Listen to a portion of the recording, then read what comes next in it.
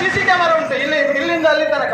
ನಾವು ಕೇಳಿದಾಗ ಹೇಳ್ತಾರೆ ಅದು ಚುನಾವಣೆ ಬಂದಾಗ ಸಮಯದಲ್ಲಿ ಮಾತನಾಡಬಹುದು. ಇದು ಹಾಗೂ ಪರಂಗಿಪೇಟೆಯ ಎಲ್ಲ ಮುಸ್ಲಿಂ ವರ್ತಕರು ಕೂಡ ನಮ್ಮ ಈ ಒಂದು ಪ್ರತಿಭಟನೆಯಲ್ಲಿ ಭಾಗಿಯಾಗಿದ್ದಾರೆ. ವಿನಂತಿಸುತ್ತಿದ್ದೇವೆ.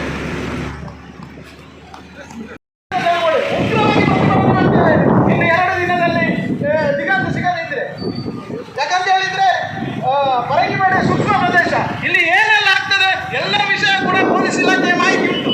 ಮಾಹಿತಿ ಇಲ್ಲ ಅಂತ ಏನಿಲ್ಲ, ಆದ್ರೆ ಕಣ್ಣುಮುಚ್ಚಿ ಕೆಲಸ ಮಾಡ್ತಾರೆ. ಒಳ್ಳೆ ನಾಪತ್ತೆಯಾದ ದಿಗಂತರನ್ನು ಹುಡುಕಿ ಕೊಡದ ಪೊಲೀಸ್ ಇಲಾಖೆಗೆ, ನಾಪತ್ತೆಯಾದ ದಿಗಂತರನ್ನು ಹುಡುಕಿ ಕೊಡದ ಪೊಲೀಸರಿಗೆ, ನಾಲಾಯಕ್ ಪೊಲೀಸ್ ಇಲಾಖೆಗೆ.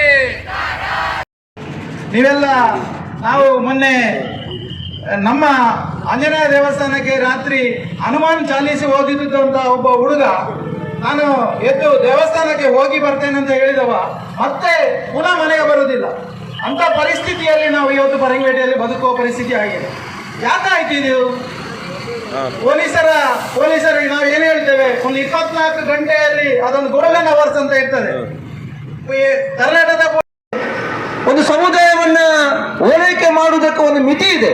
ಒಂದು ಸಮುದಾಯವನ್ನ ಓಲೈಕೆ ಮಾಡುವುದರಿಂದ ಆ ಸಮುದಾಯದವರು ನಮ್ಮ ಜೊತೆ ಇರ್ತಾರೆ ಎಂಬ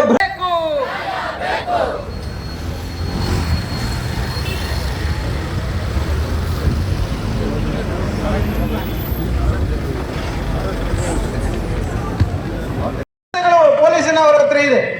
ಆ 24 ಗಂಟೆಯಲ್ಲಿ ಏನು ನಿರ್ಲಕ್ಷ್ಯ ಮಾಡಿದ್ರ? ಯಾವ ಪೊಲೀಸ್ನವರು ಆ ಜಾಗಕ್ಕೆ ಬಂದಿರ, ಅಲ್ಲಿ ಆ ಪೊಲೀಸ್ 2 ಕಾನ್ಸ್ಟೇಬಲ್ ಮಾತ್ರ ಕೆಳಗಿಳಿದಿದ್ದಾರೆ. ಜಾಗದ ಪರಿಶೀಲನೆ ಕೂಡ ಮಾಡಲಿಲ್ಲ, ಮಾಜರು ಮಾಡಲಿಲ್ಲ. ಅವನ ಚಪ್ಪಲಿಯಲ್ಲಿ 2 ಹನಿ ರಕ್ತ ಇತ್ತು. ಆ ರಕ್ತ ಯಾರ್ದು? ಅವಂದ ಆಗಿದೆ. ಈ ರೀತಿಯಾದ ಪರಿಸ್ಥಿತಿ ಯಾವತ್ತೂ ಆಗಿಲ್ಲ.